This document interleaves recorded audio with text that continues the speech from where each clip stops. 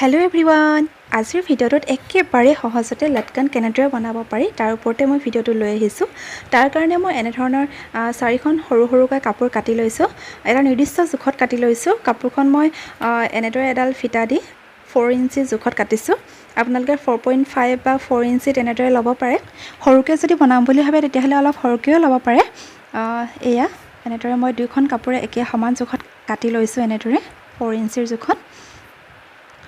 তাৰপিছতে এতিয়া গোটেইখন কাপোৰে মই লটকান বনাম।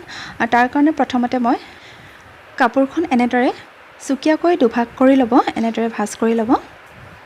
এয়া দেখিছেনে? যদিহে আপোনালোকৰ 4 ইঞ্চি জোখত কাটোতে অকণমান তেৰা বেকা হৈছে তেতিয়াহ'লে এনেদৰে চুকীয়া কৰি লৈ কেঁচিৰে সমান কৰি ল'ব পুনৰবাৰ। তেতিয়া আমাৰ অকণো ভুল নহয় আৰু কাপোৰখন সম্পূৰ্ণ সমান হৈ যায়।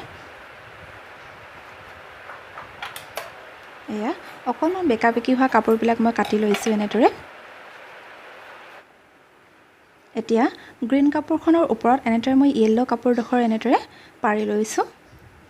যিহেতু মই এটা ডিজাইনত লটকানটো বনাইছোঁ, একেবাৰে চিম্পলটোও নহয় আৰু ইয়াৰ ওপৰতে এনেদৰে অকণমান সেউজীয়াখিনি উলিয়াই ৰাখি এনেদৰে চিলাইটো কৰি দিম।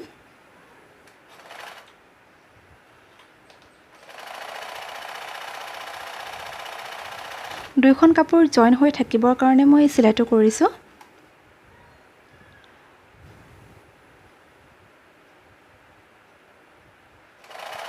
কাপোৰখন যাতে সমানকৈ পৰে তাৰ কাৰণে লক্ষ্য ৰাখিব। আমাৰ চিলাওঁতে কেতিয়াবা অকণমান আনটো ছাইডে বা ইটো ছাইডে বহল বা ঠেকো হ'ব পাৰে। গ্ৰীণ কাপোৰখন সৰু বা য়েল্ল' কাপোৰখন ঠেক তেনেদৰে হ'লে বেয়া লাগিব। এটা নিৰ্দিষ্ট জোখত সমানকৈ পাৰি ল'ব। তাৰপিছত এক্সট্ৰা কাপোৰখিনি এনেদৰে মই কেঁচিৰে কাটি দিছোঁ। এয়া আমাৰ হৈ গ'ল। তাৰপিছতে এতিয়া মই যিডাল দৰি বনাই লৈছিলোঁ যে, মই যোৱাৰ ভিডিঅ'টোত এটা দৰি কেনেদৰে বনাব পাৰি তাৰ ওপৰত বনাইছিলোঁ। আপোনালোকে যদি চোৱা নাই চাব পাৰে। এনেদৰে নকৰি আপোনালোকে এই চুকটো অকণমান ভাঁজ কৰি লৈ চিলাই কৰি দিব। তেতিয়া আমাৰ লটকানটো হোৱাৰ পিছত দেখিবলৈ ধুনীয়া লাগে।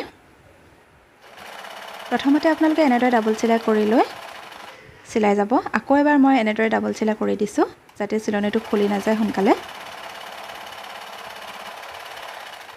এয়া মোৰ প্ৰায় লটকান বনিয়ে গৈছে আৰু দেখিলেনে কিমান সহজ হয়। এয়া এক্সট্ৰা কাপোৰখিনি মই কাটি দিলোঁ। তাৰপিছতে এতিয়া ওলোটা কৰি দিম। আপোনালোকে যদিহে মোৰ ভিডিঅ'টোৰ পৰা শিকিব পাৰিলে তেতিয়াহ'লে প্লিজ কমেণ্ট এটা কৰি জনাব আৰু লগতে ছাবস্ক্ৰাইবো কৰি ল'ব যদিহে কৰা নাই আগতে। এয়া মোৰ লটকান বনি হৈ গ'ল। চাওকচোন দেখিবলৈ কিমান ধুনীয়া লাগিছে।